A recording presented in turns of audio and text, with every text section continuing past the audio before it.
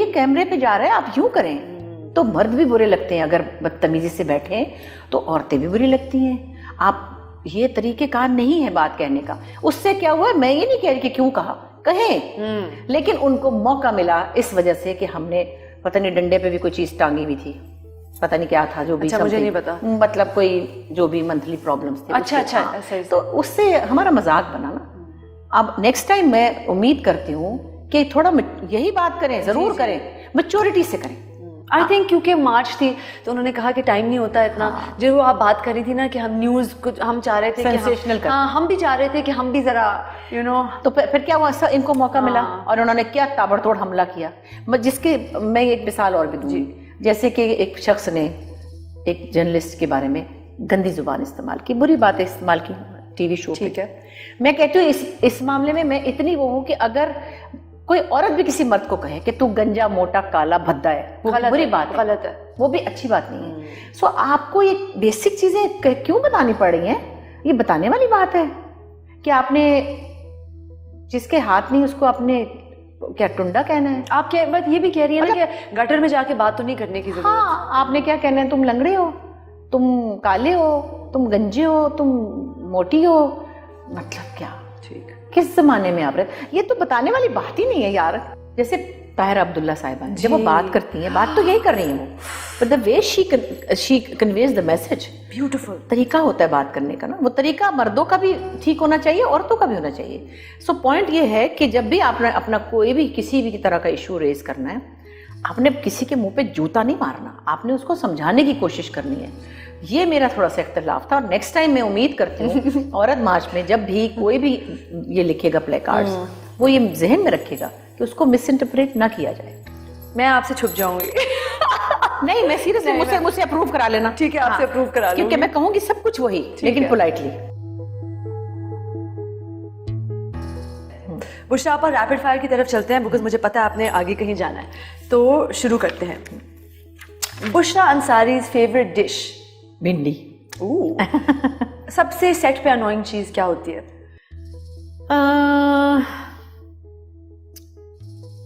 किसी का देर में आना, उसकी वजह से हमें वेट करना। I agree. सबसे अजीब रूमर आपने अपने बारे में जो सुना हो?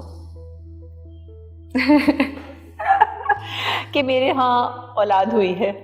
अच्छा, इतने अल्लाह इनको पूछे, किसी का पता नहीं बेबी उठा के तस्वीर से चिपका दिया मेरी जी, और कहा कि इस उम्र में इनको अल्लाह ने औलाद से नवाजा है।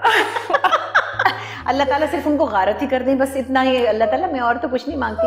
ऐसे लोगों को अल्लाह ताला प्लीज गारत कर दे, गारत गारत गारत। कोई ऐसी मूवी या drama that you wish you had been a part of? जैसे मैं भी कहती ना, मैं देख रही थी क्या मैं फिल्म का नाम ले रही थी अभी, सूटेबल बॉय। Suitable boy. मैं सोची थी कि हाय इसमें कौन सा रोल, खैर वो तो यंग लड़की का रोल तो मैं नहीं कर सकती, और आंटी तब्बू का भी रोल थे ना तब्बू, हाँ तब्बू को, लेकिन तब्बू का थोड़ा बोल्ड है ना, वो नहीं मैं कर सकती। वो तो मैंने एक प्ले लिखा था काफी जमाने पहले, तो मैंने उसमें एक रोल लिखा था, तो मैंने कहा था अतीका कर लेगी ना। अच्छा, खुद ने अब खुद पीछे कुछ दिल ने काट दिया। अच्छा, फिर मैंने सोचा अतीका अवेलेबल होगी तो समीना कर लेगी।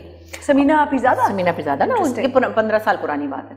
तो उसके बाद वो खैर उसमें थोड़ा सा ऐसा कुछ खुदा ना खास्ता नहीं था, लेकिन कोई मोहब्बत हो जाती है, अफेयर हो जाता है, फिर वो एक दूसरे को हक कर लेते हैं। उस जमाने में हम थोड़े से फ्री थे। अच्छा। तो अब जब वो नहीं मिली दोनों, तो बल्कि सुल्ताना ने और नूर ने कहा, नूर उस वक्त स्क्रिप्ट पे एडिटिंग थी, कह लगी ये तो गाना भी गा रही, आप खुद करें। मैंने कहा हाँ, नहीं मैंने किया। फिर अच्छा। मैंने कहा नहीं। अच्छा, फिर हम बैंकॉक गए, वहाँ कमलजीत सिंह आए, उनके साथ अब वो कोई सीन्स थे ऐसे जिसमें हाथ पकड़ना था और जरा सा चिपकना भी था।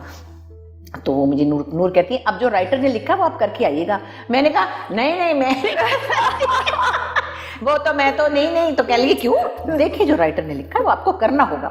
अब मैं वहां गई तो वो कमलजीत सिंह इंडियन एक्टर है, बड़े प्यारे हमारे दोस्त हैं, बड़े डिसेंट। तो वो एक आध सीन में मैं गिरी हूँ, उन्होंने मेरा हाथ पकड़ के मुझे उठाया, फिर मेरी पाँव में मुँह चाहिए तो मैं हल्का सा उनका हाथ पकड़ के चल रही हूँ। फिर एक जगह पे ना ऐसे करके मैंने सर टिकाया उनके साथ। तो मैंने कहा सॉरी कमल जी, मैं पाकिस्तान से सिर्फ आपके लिए एक हाथ लाई हूँ और थोड़ा सा कंधा लाई हूँ। तो आप कहते हैं नहीं जी सॉरी, मुझे पता है आप लोगों की अपनी लिमिट्स है। तो मैंने ना ऐसे करके सर हल्का सा उसके कंधे पे रख दिया। तो हम तो इतने डरपोक उसमें, तो हम इससे ज्यादा वो तब्बू वाला बन। लेकिन बुशरा जी, अगर मैं कभी आपको पूछूंगी तो आपने जरूर मैंने अपनी शॉर्ट स्टोरीज लिखी हैं, तो आपके लिए एक रोल है मेरे पास। हाँ इंशाल्लाह, बिल्कुल। Favourite vacation? फेवरेट वेकेशन जो मैं कर चुकी हूँ, जो आपका दिल कर चुकी हैं, जो आप करना चाहें। टर्की। ओके, आपको क्या रुलाता है, क्या चीज़ रुलाती है? आजकल तो बहुत कुछ रुलाता है। आजकल अम्मी भी बीमार है ना, तो उनकी बेबसी देख के बहुत रोना आता है। बड़ी एक्टिव थी, अभी 10-12 साल पहले उनकी गाड़ी बिकवाई हमने, यूँ ड्राइव करती थी। मैं चलिया मेन मार्केट, मैं गई थी, मेरी दादी भी। हाँ, तो हमने डांट के शुक्र किया कि अम्मी एक्सीडेंट हो जाता है। नहीं कुछ नहीं होता। मैं गई से फ्रूट ले आई फलाना अपने, अब पारे के मेरी गड्डी बेच देती। मैं हुणे ना दिन बता जी, हालांकि 4 गाड़ियां खड़ी हैं घर में, मैं मैंने कहना पैंदा मतलब। तो वो अम्मी हमारी अब बोल भी नहीं पा रही। बाकी रुलाता तो बहुत कुछ है। ये कोरोना में काफ़ी हम लोग इमोशनली बहुत लो हुए हैं, और बहुत सी चीज़ें हैं जो परेशान करती हैं और सोचने को बहुत टाइम। हाँ, तो लोगों के हालात भी बहुत रुलाते हैं। आप जो अपने लिए दुआएं मांगते हैं ना, उसमें ये भी तो अल्लाह ताला लोगों को आसानियाँ दे। बहुत परेशान है लोग, सब परेशान। Book that you love, Neelam ji की या कोई भी? एक्चुअली मुझे जो सबसे ज़्यादा बुक पसंद है, मैंने 3 दफ़ा पढ़ी, वो पढ़ी है राजा गिद्ध। ओके, बानो कुदसिया की, मुफ्ती मुमताज़ मुफ्ती साहब की, अलीपुर का एली। ठीक। ऐसी 5 चीज़ें जो आप करना चाहती हैं ज़िंदगी में, जो अभी तक नहीं की? गाने का एल्बम निकालना चाहती हूँ, जो डर के मारे नहीं निकालती। क्यों नहीं? ठीक है। मेरा ख्याल है मुझे अपनी ऑटोबायोग्राफी लिखनी होगी, प्रोफेशनल। मतलब किसी से नहीं, खुद मतलब प्रोफेशनल से मुराद है कि इसमें मेरी प्रोफेशनल टेलीविजन की जर्नी हो। ठीक। क्योंकि पर्सनल बहुत सी चीज़ें हम लोग नहीं डिस्कस करते, और हम ज़ाहिर है हमारे यहाँ वो है सिलसिला। फिर तीसरी चीज़ ये है कि अपनी पसंद ड्रामा जो हो सके जैसे होना चाहिए। चौथी चीज़ ये है कि आबादी बंद करा सकूँ, किसी तरह कोई लॉ पास करा सकूँ। देखिए, ये हमारे पास एक हमारे मज़हब में है कि जी अल्लाह ताला तो कीड़े को भी पत्थर में रिस्क देता है। इसी आइडियोलॉजी पे हम यकीन रखते हैं। ज़ाहिर है अल्लाह ताला ने सबको उनके हिस्से का रिस्क देना है, लेकिन अल्लाह ताला ने हमें अकल भी तो दी है ना, उसको भी हमने इस्तेमाल करना है। अल्लाह ताला खुद तो हमें अकल दे के तो देख रहे हैं ना कि हम क्या। तो आप अपने वसाइल और अपने बच्चों पे रहम करें। मैं सिर्फ ये कहती हूँ, जिनके पास वसाइल हैं उनके 2-2 बच्चे, मेरे भी 2 हैं, आपकी अम्मी के भी 2 हैं। हम अल्लाह के फजल से और भी 4 पाल सकते थे, पर हमें ये समझ आ गई कि हमारे 4 बच्चों ने 8 गाड़ियाँ खड़ी करनी है ना, और गाड़ियाँ तो इन्हीं सड़कों पर चलेंगी ना। जितने बच्चे होंगे उनकी उतनी मोटरसाइकिलें होंगी, उतनी उनकी गाड़ियाँ होंगी, उतनी उनकी साइकिलें होंगी, उतने वो बसें।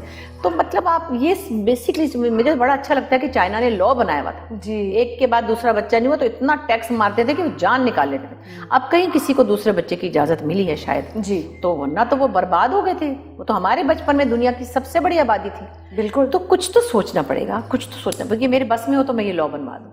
आपकी 5वीं ख्वाहिश क्या है? 5वीं ख्वाहिश ये है कि आजकल के सारे जो बच्चे सिंगर्स हैं उनमें से एक लड़का बहुत पक्का सिंगर है, और वो है पक्का पाड़ा सिंगर।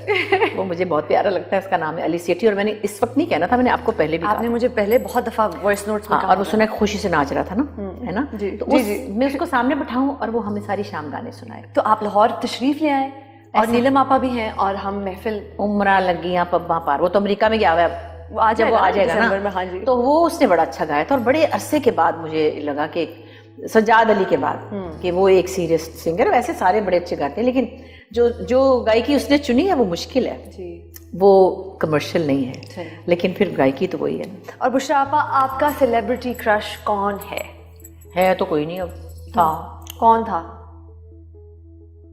मुझे राजेश खन्ना बहुत अच्छा लगता था। क्या वो गाने थे ना हमारी यूथ में, ये शाम मस्तानी, अमर प्रेम, कटी पतंग, ये फिल्में देखते थे हम, तो उनकी तस्वीर मैंने बुक में रखी होती थी। तो अभी यंगर जनरेशन में कोई नहीं है जो आपको लगता है कि अच्छे लगते हैं बच्चे? प्यार, वो तो बच्चे ही तो ममता ही नहीं खत्म होती ना। तो हर किसी को बच्चा, सफेद सर वाला अंकल भी जा रहा था, कहते बेटे जरा पानी लेना। वो तो एक आजकल वैसे अच्छे लगते हैं, तो उस तरह मतलब एक हीरोशिप के हवाले हीरो के हवाले से शाहरुख खान अच्छा लगता है। अब थोड़ा सा बुड्ढू हो गया है, बुड्ढू, लेकिन हमारे यहाँ के लड़के जो हैं, हमारे यहाँ के वो अच्छा था बिलाल अशरफ, और वो था जरा माचो सा। उन्होंने ड्रामों में नहीं काम किया, लेकिन नहीं किया शायद, एक आध पता नहीं किया था उन्होंने। वो फिल्म की थी माहिरा के साथ, सुपरस्टार। बस बाकी शहरियार मुनव्वर मां सदकी। बुशरा आपा, थैंक यू सो मच। ਇੰਨੀ ਮੇਰੀ ख्वाहिश ਸੀ ਕਿ ਮੈਂ ਤੁਹਾਡੇ ਨਾਲ ਆ ਕੇ ਗੱਲਾਂ ਤੇ ਕਰਾਂ ਮੈਂ ਇਹ ਵਾਹਿਦ ਪ੍ਰੋਗਰਾਮ ਹੈ ਜਿਹਦੇ 'ਚ ਮੈਂ ਆਈ ਹਾਂ, ਮੈਂ ਕਦੀ ਵੈਬ ਤੇ ਇੰਟਰਵਿਊ ਨਹੀਂ ਦਿੱਤਾ। ਅੱਛਾ ਵਾਕਈ No, everyone is calling me and I've been busy, or maybe I didn't want to, maybe I don't know. Thank you Usha But this is the, I was telling her, I said she's like my daughter. Yeah. So this is the first time I came. you blessed our show.